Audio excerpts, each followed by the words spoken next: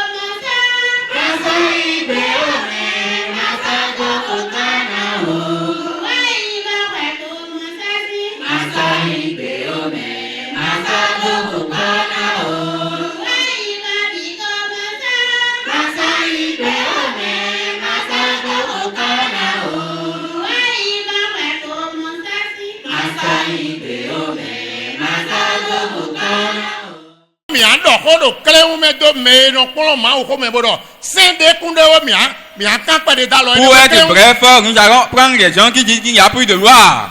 Et nous irons encore dans le détail de la Bible.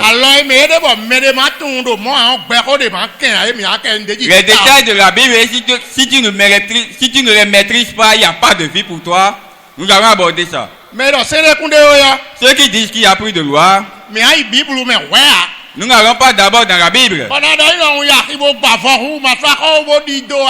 Est-ce que tu peux aller au marché, prendre un pain sans payer partie? Ça dit des lois et on parle des règles de la route. Et tu dis qu'il n'y a pas de loi. Est-ce que tu as écouté ça dans la Bible?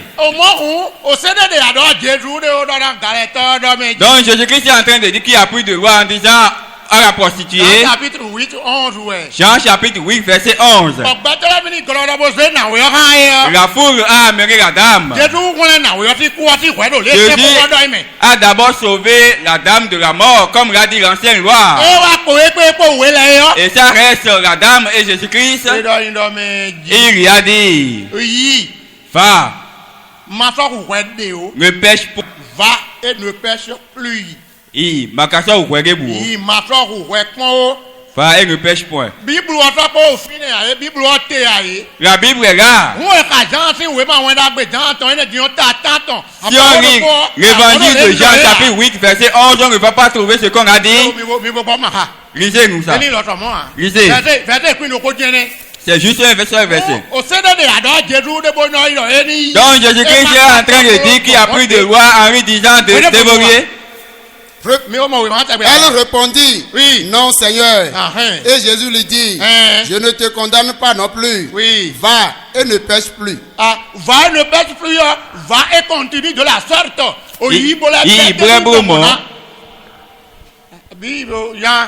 Est-ce que tu as compris ce que tu dis? Regroupez tous ceux qui appellent le nom de Dieu. Ce n'est pas de l'orgueil. On va chercher des moyens. Nous allons nous écouter. Si pour toi n'est pas bon, tu vas abandonner. Si ce que nous disons aussi n'est pas bon, nous allons abandonner. C'est dans la discussion qu'on se comprenne. Après qu'ils lui ont posé la question, il lui a dit, celui qui n'a jamais péché, que cette personne lance la toute première pierre. Après s'être analysé,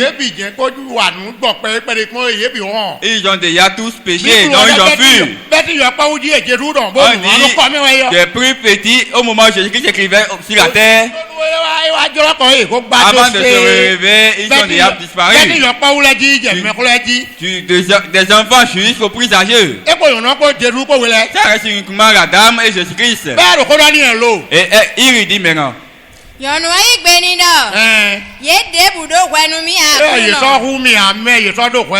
ne m'a plus condamné. Mais Jésus-Christ lui dit, moi-même je ne te condamne non plus. Va.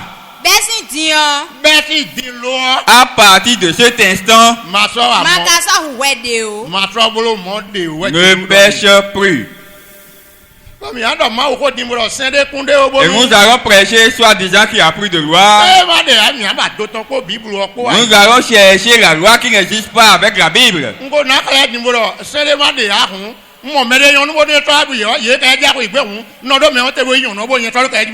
S'il n'y a plus de loi, si je trouve quelqu'un évoluer avec sa femme, je vais l'arrêter, prendre sa femme.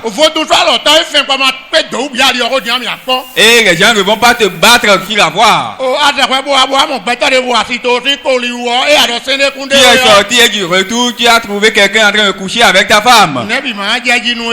Est-ce que tu seras d'accord? En marché, il ne faut pas payer. Parce qu'il y a pris de loi. Le marché va te montrer qu'il existe des lois.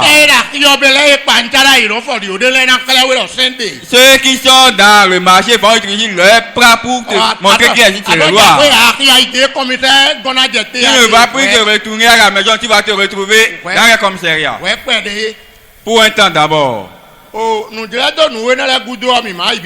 Après ces exemples, nous irons dans la Bible. Au Philippe,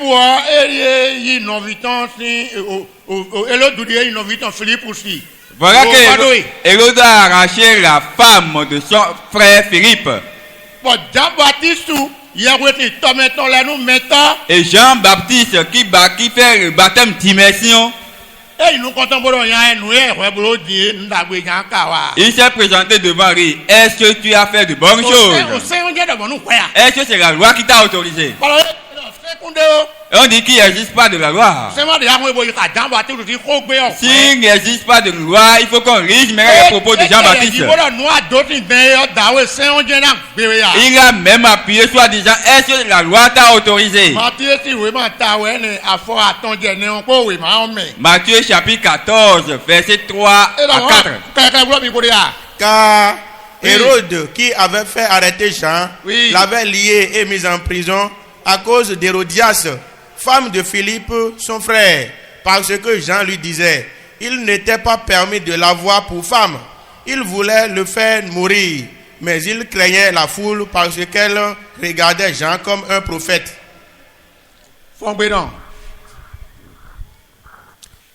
Ce que tu vas écouter est que est-ce que la loi t'a autorisé? Est-ce que la loi a permis de se comporter ainsi? Si tu écoutes et on dit est-ce que la loi t'a permis, tu ne vas pas écouter. La Bible qui gouverne la parole de Dieu. Il ne faut pas confier cela à eux, c'est lié à moi. Tu es en problème avec la Bible. Qui entre toi et la Bible, quelqu'un est plus âgé que l'autre. Si c'est toi qui as âgé plus que la Bible, là c'est toi alors. Si c'est toi qui es plus âgé que Dieu, là c'est toi alors. C'est toi qui dépasses Christ. Et tu dépasses encore le Saint-Esprit. C'est là que nous ne comprenons plus avec toi. D'autres programmes, Elodie, Yinoviton, Philippe Poussin, Affie, Eloyodo, Elodiadio, Boda. Oui. Jean Cadonido. C'est un agbewedo, ani dea. C'est un agbewedo, ani dea. Est-ce que la loi t'a autorisé de l'épouser?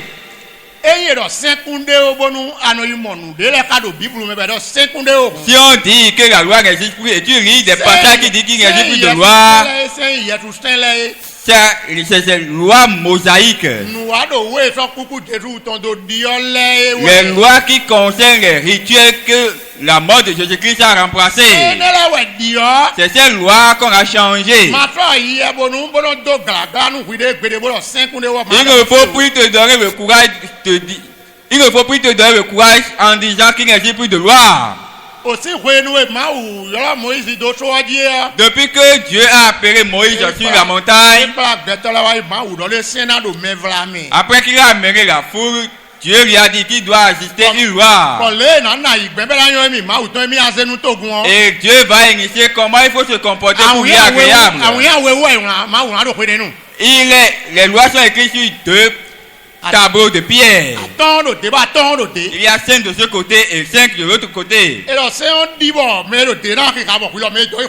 On dit que la loi est claire et celui qui est loin va rire et celui qui est proche aussi va rire. Livre de Exode chapitre 20. Est-ce que c'est nous, l'église, le ciel qui avons écrit? N'est-ce pas Moïse? Dieu a dit à Moïse qu'il existe des lois. Et nous les hommes, nous allons rester ici, soit disant qu'il n'y a plus de loi. Cela voudra qu'il y a un désaccord entre Dieu et nous. Maintenant, Dieu a dit qu'il existe des lois. Jésus-Christ aussi a dit qu'il existe des lois. Et l'Esprit Saint aussi. Nous entrons maintenant dans la lecture. Luc chapitre 18, verset 18, il dit Luc chapitre 18, verset 18.